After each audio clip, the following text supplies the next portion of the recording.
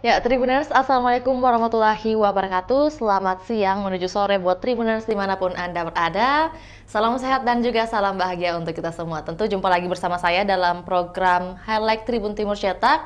Bersama saya Fiorena Jeretno, dan di edisi kali ini Jumat 22 Desember 2023 kita akan menyampaikan bahwa apa saja isi konten yang telah dimuat di Tribun Timur Cetak edisi Jumat 22 Desember 2023. Tapi sebelum itu juga karena hari ini merupakan hari spesial dalam rangka Hari Ibu, dan juga tentunya harapan buat seluruh ibu di luar sana dimanapun berada, semoga kebahagiaan selalu menyertai para ibu-ibu hebat yang ada di sana. Dan seperti yang kita ketahui bahwa di Highlight Tribun Timur Cetak ini tentunya kita sampaikan bahwa ada beberapa poin yang tentunya menjadi highlight atau juga headline di Tribun Timur Cetak. Dan di halaman 1 edisi Jumat 22 Desember 2023 kita ada judul Gibran lebih kuasai isu ekonomi. Tapi sebelum itu di halaman atas kita lihat terpampang nyata bahwa ada edukasi gizi cegah stunting yang dilakukan oleh RSKDIA Pertiwi dalam penurunan angka stunting di Sulawesi Selatan. Jadi bagaimana transformasi layanan kesehatan yang dihadirkan oleh RSKDIA Pertiwi yang terletak di Jalan Jenderal Sudirman, dan ini disampaikan pada tayangan podcast yang diadakan kemarin, tepatnya di hari Kamis 21 Desember 2023. Nanti untuk lebih lengkapnya Tribuners dapat akses ini di website kami, juga bisa langsung baca bagi yang senang dengan baca secara fisik atau koran seperti Tribun Timur Cetak yang Vio pegang kali ini.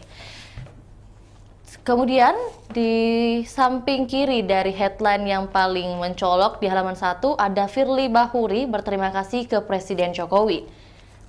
Di tengah pengusutan kasus dugaan korupsi berupa pemerasan terhadap mantan Menteri Pertanian Syahrul Yassin Limpo, Ketua Komisi Pemberantasan Korupsi Firly Bahuri menyatakan mundur dari jabatannya pada hari kemarin juga, tepat di 21 Desember 2023. Pernyataan mundur tersebut disampaikan Firly usai bertemu ketua dan anggota Dewan Pengawas KPK, dan kemudian Firly sendiri tidak hadir saat sidang etik yang digelar oleh Dewas KPK. Selanjutnya ini ada grafis yang disampaikan bahwa pada September 2020 ada Firly Bahuri terbukti melanggar. Kemudian di Mei 2021 ada juga dinyatakan 75 pegawai KPK dinyatakan tidak lolos tes kebangsaan.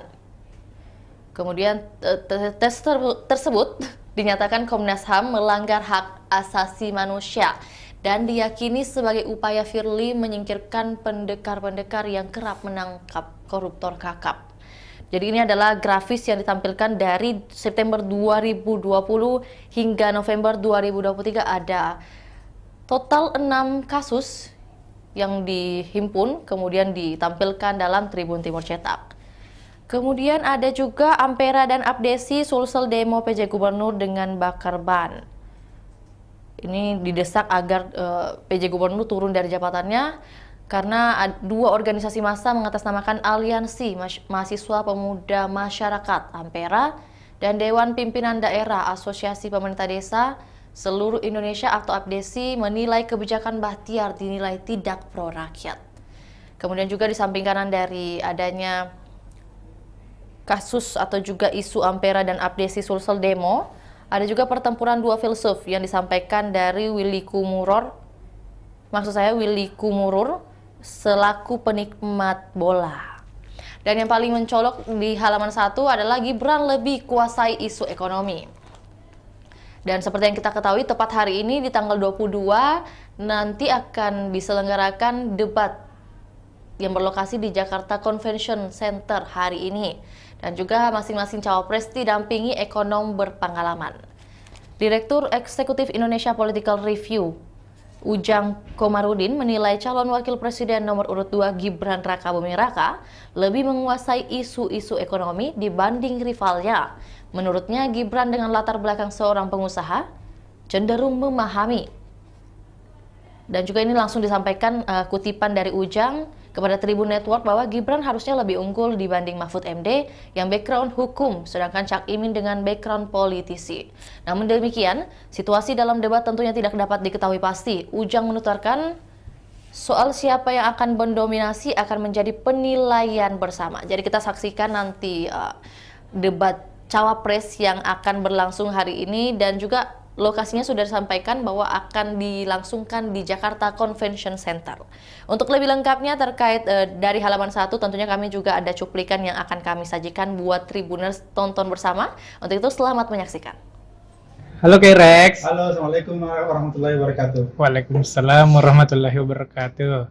Jadi apa dibahas di halaman 1 hari ini, Kak? Edisi Jumat 22 Desember 2023. Ya. Tribun Timur edisi cetak akan turun dengan berita tentang preview debat calon wakil presiden. Jadi akan dilaksanakan tanggal 22 di Jakarta Convention Center, GCC. Jadi ini menarik, Pais, karena publik menunggu bagaimana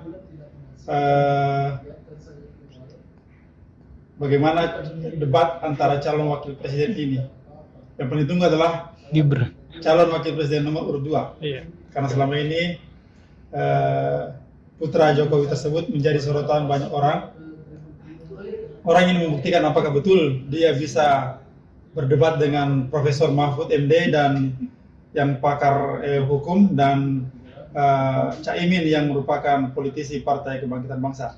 Ini menarik disimak karena ini membahas tentang ekonomi. Sementara kedua calon di antara 3 calon wapres ini cuma Gibran yang memiliki latar belakang ekonomi, serta memiliki pengalaman berdebat dibandingkan 2 calon wakil presiden lainnya. Nah, apakah Gibran akan menjadi kuda hitam atau justru dia akan menjadi bulanan-bulanan nanti pada saat debat? Menarik untuk ditunggu bagaimana hasilnya. Sebelum melakukan debat, kami mendapat informasi bahwa Cak Imin misalnya melakukan konsultasi dengan para pakar-pakar ekonomi yang bergabung dalam tim Amin. Sementara Gibran juga melakukan hal yang sama, jadi mereka mengumpulkan tim-tim pakar-pakar ekonomi, kemudian pakar-pakar sosial untuk membahas kira-kira apa yang akan ditanyakan atau bagaimana strategi untuk ketika nanti berada di atas panggung supaya nanti tidak canggung ketika berhadapan dengan kedua calon lawannya nanti ini.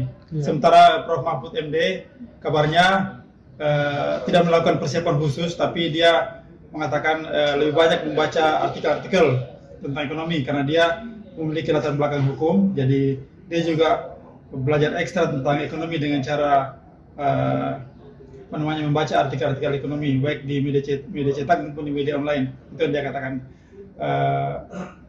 Pais. Sementara Pais, berita kedua di edisi cetak ini untuk edisi Jumat itu Ketua Komisi Pemberantasan Korupsi Firly Bahuri ditetapkan sebagai tersangka dan sudah menyatakan mengundurkan diri sebagai Ketua KPK mulai tanggal hari ini. Jadi pengunduran dirinya itu diungkapkan setelah dia bertemu dengan Dewan Pengawas KPK yang sedianya menyidangkan Firly Bahuri dalam kasus etik untuk Ketua KPK. Pengunduran diri Firly Bahuri ini berlangsung di tengah kasus yang menimpa dirinya sebagai ditetapkan sebagai tersangka oleh Polda Metro Jaya dalam kasus dugaan pemerasan terhadap mantan Menteri Pertanian Syahrul Yassin Limpo. Dia mengatakan terima kasih. Ada pernyataannya, ada yang menarik ini, Pak Spice. Iya. dia Betul, Kak. secara spesifik mengucapkan terima kasih kepada Presiden Jokowi. Setelah dia menyatakan mundur dari jabatannya sebagai ketua, dia bilang terima kasih Pak Jokowi. Nah ini gestur seperti ini yang menarik dibahas. Apakah dia mengucapkan terima kasih secara tulus ataukah dia mengucapkan terima kasih sebagai sindiran kepada Presiden Jokowi setelah dia ditetapkan sebagai tersangka. Itu dan Kapolda Metro Jaya juga sudah mengatakan bahwa jika Firly Bahuri tidak menghadiri pemeriksaan untuk yang kedua kalinya ini, bisa jadi dia akan dijemput secara paksa. Nah, jika dia dijemput secara paksa, otomatis dia akan dimasukkan ke dalam tahanan. Kalau dia dimasukkan dalam tahanan, nah ini akan menjadi peristiwa yang sangat menarik karena ketua KPK ditahan oleh sejawatnya sendiri, seangkatannya sendiri di Akpol. Itu yang mungkin buat Pais tentang edisi Trim Timur edisi Jumat 22 Desember 2023. Dan untuk lebih jelasnya silakan baca edisi cetak. Terima kasih. Assalamualaikum warahmatullahi wabarakatuh.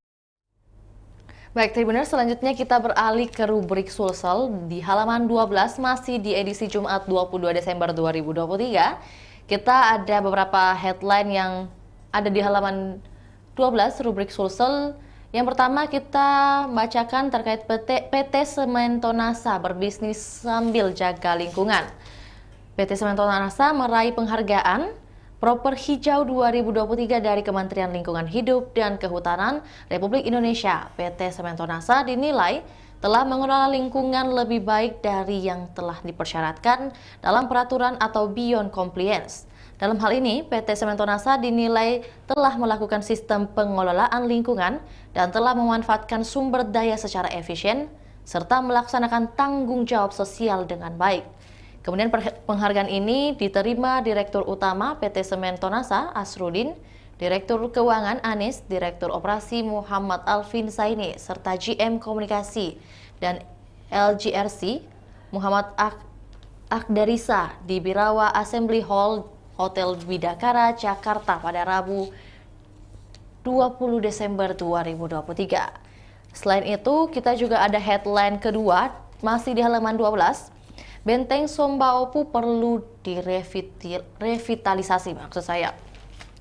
Ini disampaikan langsung oleh PJ Gubernur Sulawesi Selatan, Bahtiar Baharudin, yang mendorong kawasan Benteng Sombaopu untuk direvitalisasi.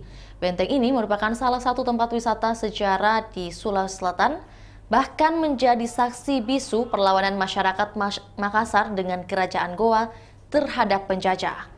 Ada 3 daya tarik utama, yaitu Benteng Utama, lalu kawasan rumah adat kabupaten kota di Sulawesi Selatan bahkan Sulbar, serta museum berisi benda-benda peninggalan Kerajaan Goa. Selain itu juga berbagai jenis tanaman yang dikembangkan. Langsung disampaikan oleh Bahtiar Baharudin, ini adalah simbol daerah kita, daerah atau negara yang baik untuk mengenal sejarahnya. Sombaopu ini adalah kawasan perjuangan, pergolakan, sekaligus simbol kita masyarakat Sulsel yang menjadi kebanggaan kita.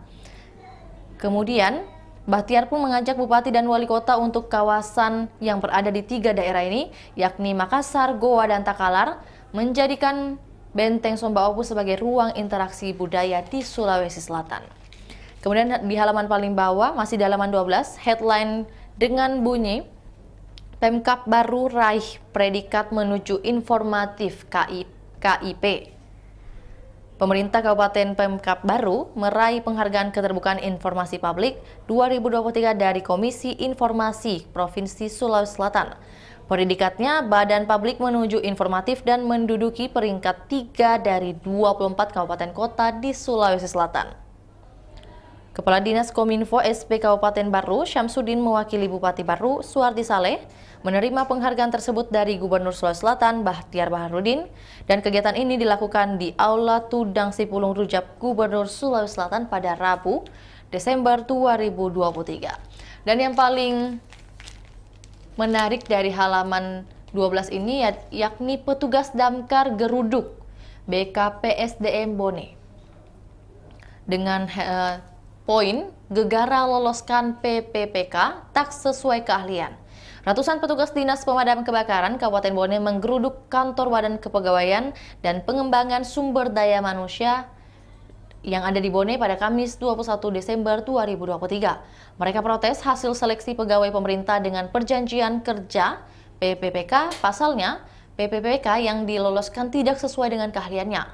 Petugas Damkar Bone, Aan, mengatakan proses seleksi PPPK melabrak keputusan Menpan RB nomor 648 tahun 2023 tentang mekanisme seleksi PPPK untuk jabatan fungsional tahun 2023. Dalam keputusan tersebut, setiap pelamar wajib memiliki pengalaman kerja di bidang kerja yang relevan dengan jabatan fungsional yang dilamar. Namun justru didapatkan Panselda loloskan honorer K2 yang berasal dari instansi lain.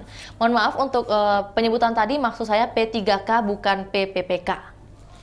Dan untuk informasi lebih lengkapnya dan juga sekaligus menjelaskan terkait headline kita di halaman 12 ini, tentunya kami juga akan menampilkan cuplikan dari rekan Tribun Timur yang telah kami ambil di hari sebelumnya. Berikut laporannya, selamat menyaksikan. Kak Swadi. Ya, Faiz. Halo, Kak. Apa ini? Apa di? Bagaimana kabarnya Sulsel hari ini, Kak? Untuk di Sulsel ada sejumlah berita menarik dan yang paling menarik untuk diangkat di Sulsel yakni ada petugas damkar kembali melakukan aksi unjuk rasa setelah kemarin terjadi di kota Palopo yang melakukan unjuk rasa. Kali ini di Bone lagi, tapi secara tuntutan berbeda. Kalau di Palopo itu mereka menuntut gaji dan uang bensin yang belum cair. Kalau di Bone ini mereka mempersoalkan terkait hasil seleksi dari P3K. Kenapa itu, Kak? Nah, ini dari hasil P3K ini kan baru diumumkan pada Kamis tengah malam kemarin. Nah, diumumkan oleh BKPSDM. Di situ ternyata saat pengumuman ada P3K yang lolos di Damkar, diterima di Damkar, tapi tidak sesuai dengan kualifikasinya atau tidak memiliki pengalaman kerja di situ. Itu yang mereka soroti, bahwa kenapa bisa ada orang atau P3K diterima dari instansi lain yang tidak memiliki pengalaman kerja di Damkar, justru diterima di sini. Nah, kemudian selain itu ada sekitar ada juga petugas Damkar yang nilainya itu 600. Ini merupakan salah satu nilai dengan tinggi juga. Namun pada saat dilakukan perankingan, nilai 600 itu kalah dengan beberapa orang yang hanya nilainya 300 dengan alasan bahwa orang yang memiliki nilai 300 itu punya K2 dari K2. Nah, ini yang menjadi persoalan yang dimintai penjelasan oleh petugas Damkar karena hal ini bertentangan dengan keputusan Menpan RB. Selain itu, sebelum juga dilakukan tes, sebenarnya sudah ada pertemuan antara Damkar dan PJ Bupati Bone dan menjanjikan bahwa yang memang memenuhi kualifikasi, yang punya pengalaman kerja di dinas tersebut yang akan diterima, bukan melainkan dari orang lain. Nah, itu jumlahnya ada sekitar 100 orang. Di lain sisi sendiri, jika tuntutan mereka ini tidak diandalkan, maka dari petugas Damkar mengancam akan melakukan mogok kerja. Dari pihak BKPSDM sendiri itu mengaku bahwa hasil akhir dari P3K ini bukan menjadi kewenangan dari BKPSDM, melainkan dari BKN dan Menpan RB. Jadi sampai saat ini bisa dikatakan mungkin masalah Damkar di Bone ini akan selalu terus bergulir dan bisa saja dilakukan pemanggilan oleh Dewan Perwakilan Rakyat baik kepada P3K Damkar maupun kepada BKPSDM untuk mencari jalan tengah atau apa yang sebenarnya menjadi masalah awal dari masalah ini. Kemudian ada kabar terkait salah satu situs bersejarah juga destinasi wisata Benteng Sombaupu ini dilirik oleh pemerintah Provinsi Sulawesi Selatan, yaitu pejabat Gubernur Sulsel, untuk melakukan revitalisasi. Bahwa kita tahu bahwa tempat ini memang penuh sejarah, banyak peninggalan dan rumah-rumah adat, dan bisa dijadikan tempat wisata bagi keluarga yang ingin menghabiskan waktu, khususnya yang ada di Kota Makassar. Nah, selain itu ada penghargaan yang diraih oleh pemerintah Kabupaten Baru, di mana pemerintah Kabupaten Baru ini meraih penghargaan keterbukaan informasi publik dari Komisi Informasi Sulawesi Selatan. Nah, ini predikatnya sebagai badan publik yang menuju informatif. Nah, jadi ini menjadi kerjasama, apalagi pencapaian dari pemerintah Kabupaten Baru dan dari Kepala Dinas Kominfo, Diskominfo, mewakili Bupati Baru Suhadi Saleh, mengatakan bahwa pencapaian diraih ini berkat kerjasama dari seluruh stakeholder yang ada. Di lain sisi, pemerintah Pemprov Sulsel meminta bahwa bukan hanya OPD, kemudian badan-badan yang hanya menggunakan APBN yang diatur ataupun APBD, tetapi juga badan-badan lain yang harus dilakukan juga penilaian terkait masalah informasi publik. Begitu, Faiz. Ya, terima kasih Kak. Oke, Faiz. Baik, Tribuners, selanjutnya kita beralih ke halaman yang tentunya didambakan oleh seluruh supporter tim PSM Makassar. Ini kita dengan headline jaga kebugaran selama libur, dengan poin merah atau poin penting bahwa pasukan Ramang perlu uji coba 2 kali sebelum liga bergulir lagi. Dan ini ada statement yang disampaikan dari media official PSM Makassar langsung bahwa insya Allah mulai latihan lagi di pertengahan Januari. Dan seperti kita ketahui bahwa memang di akhir tahun ini ada libur yang diberikan, baik itu bagi yang Kristiani, pemain yang Kristiani, maupun juga bagi pemain lainnya.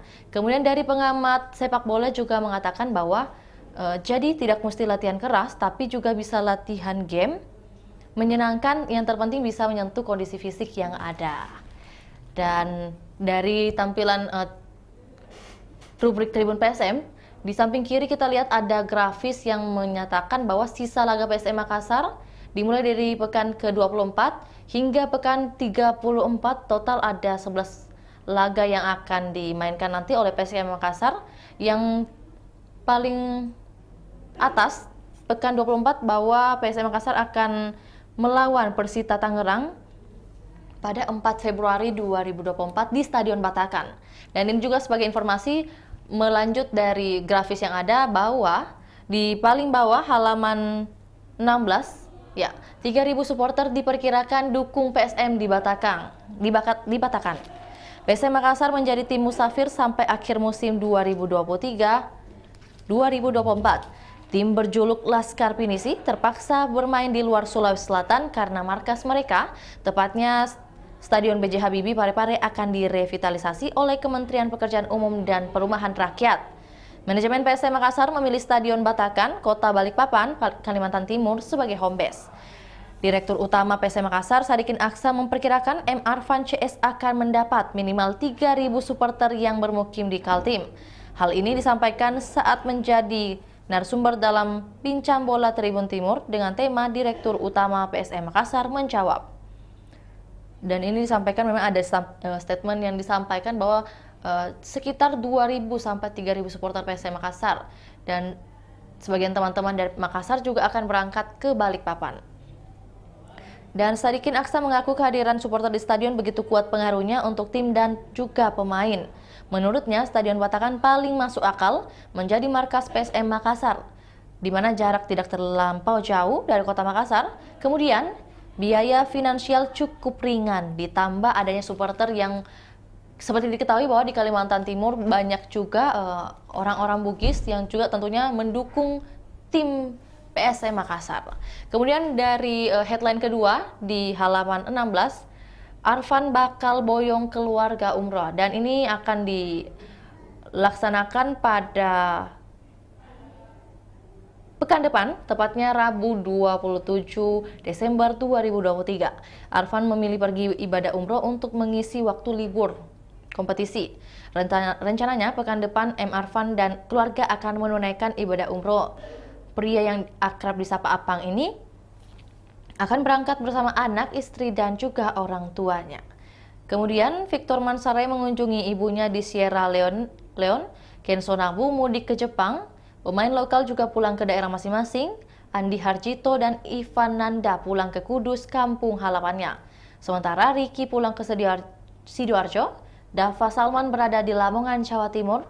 Dan juga para pemain melakukan aktivitas mengisi liburan dengan datangi tempat wisata. Untuk informasi lebih lengkapnya dari halaman atau rubrik Tribun PSM, tentunya kami juga akan menyajikan cuplikan yang akan disampaikan rekan Tribun Timur. Berikut laporannya, selamat menyaksikan. Halo Kakak Sodi. Halo Faiz, halo Tribuners. Ya, bagaimana kabarnya PSM hari ini, Kak? Alhamdulillah, walau PSM sedang libur, tetap ada berita-berita terkait PSM. Nah, Berita terbaru deh, Kak. iya, harus terus update, entah itu aktivitas pemain ataukah mungkin masalah stadion yang akan digunakan PSM, dan masih banyak yang bisa diulas, termasuk juga masalah statistik pemain. Nah, untuk di edisi Jumat 22 Desember, Tribun Timur akan terbit dengan judul untuk di halaman PSM, jaga kebugaran selama liburan. Kita tahu bahwa skuad PSM Makassar ini diliburkan selama bisa dikatakan sebulan, karena mereka akan kembali lagi latihan di pertengahan Januari 2024. Terakhir mereka kan bermain lawan Persik Kediri tanggal 18 Desember lalu. Nah, selama liburan ini banyak para pemain yang memang memanfaatkan waktunya dengan baik bersama keluarga. Ada yang pergi liburan ke tempat wisata. Tentu ini memang bisa dikatakan untuk mengatasi psikologi pemain setelah mungkin hampir 6 bulan mungkin ya, 4 bulan kompetisi berjalan, jarang ada jeda, dan kini mereka punya waktu untuk beristirahat, untuk memulihkan fisik mereka. Nah, kita tahu bahwa selama kompetisi ini PSM adalah tim paling padat atau paling banyak melakukan pertandingan, ada 29 pertandingan. Ini sebenarnya jumlahnya sama dengan Bali. Namun jika dihitung secara jarak perjalanan, PSM Makassar mungkin lebih jauh perjalanannya dibandingkan Bali. Kita tahu bahwa PSM untuk bermain di kandang saja di Stadion B.J. Habibie, mereka harus menempuh 160 km. Kemudian setiap away mereka harus terbang, baik itu ke Pulau Jawa, Pulau Bali maupun Pulau Kalimantan. Beruntunglah belum ada tim-tim dari Sumatera Utara dan dari Papua yang bisa menambah lagi lebih jauh perjalanan PSM. Walau begitu, selain di Indonesia,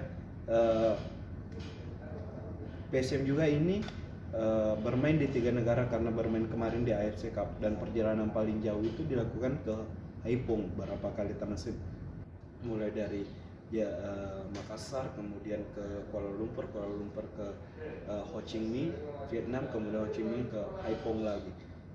Ini merupakan perjalanan panjang dan sudah waktunya memang para pemain menikmati waktu liburnya. Nah, namun di selama waktu libur ini mereka harus menjaga kebugaran fisik mereka. Caranya ada dengan latihan mandiri, latihan seperti penguatan otot, kemudian stamina fisik, tenaga mereka harus jaga baik-baik itu, karena kita tahu dalam dunia olahraga itu mungkin 3 hari saja tidak dilatih, penurunan fisik bagi atlet itu sudah sangat signifikan, dan untuk pemulihannya itu butuh waktu hingga 2 minggu hingga 1 bulan untuk pemulihan. Dan tentu makanya ini penting untuk menjaga kebugaran tersebut. Caranya ya melakukan misalnya gym, kemudian mungkin berenang, itu cara-cara yang bisa dilakukan.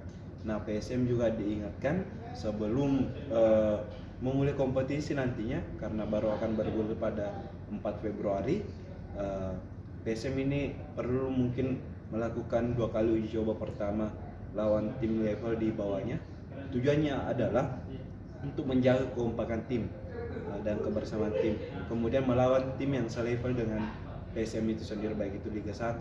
Tujuannya apa untuk tim selevel adalah untuk membahas strategi dari taktik pelatih, apakah memang sudah sesuai dan tidak ada kehilangan pola dari permainan yang diinginkan. Nah, selain itu ada pemain PSM yang mengisi waktu libur jeda kompetisi ini dengan memberangkatkan keluarganya umroh. Nah, pemain itu adalah Kapten PSM Makassar, M. Arfan. Dia memboyong keluarganya, orang tua, ayah, ibu, istri, serta anak-anaknya ke Tanah Suci untuk umroh. Rencananya akan berangkat pada 27 Desember mendatang. Mungkin ada sekitar 12-14 hari di Tanah Suci Mekah nantinya. Begitu Pak Isi tentang masalah PSM. Terima kasih Kak. Oke. Baik, Tribuners, itulah tadi beberapa highlight dan juga headline yang ada dimuat di Tribun Timur Cetak. Dan tentunya di edisi Jumat 22 Desember 2023 sudah rampung kita sampaikan beberapa highlight yang tentunya di rubrik Tribun PSM, rubrik Sulsel, dan juga di halaman 1 sudah kami sampaikan. Dan untuk informasi lebih lengkapnya, Tribuners bisa dapat mengakses di website atau portal berita kami di makassar.tribunnews.com, atau juga bagi yang masih senang untuk membaca koran secara fisik, bisa berlangganan dengan menghubungi hotline subscriber kami di 0411 811 5500, dan juga bisa melalui WhatsApp atau juga SMS di nomor 081 1413 5555 atau biasa orang sebut dengan Jenderal 5. Untuk itu Tribuners, terima kasih sudah saksikan di edisi 22 Desember 2023. Jangan lupa saksikan program lainnya yang akan dihadirkan Tribun Timur setiap harinya. Untuk itu saya Firna Jaretno mewakili kru yang bertugas pamit undur diri. Assalamualaikum warahmatullahi wabarakatuh. Sampai jumpa.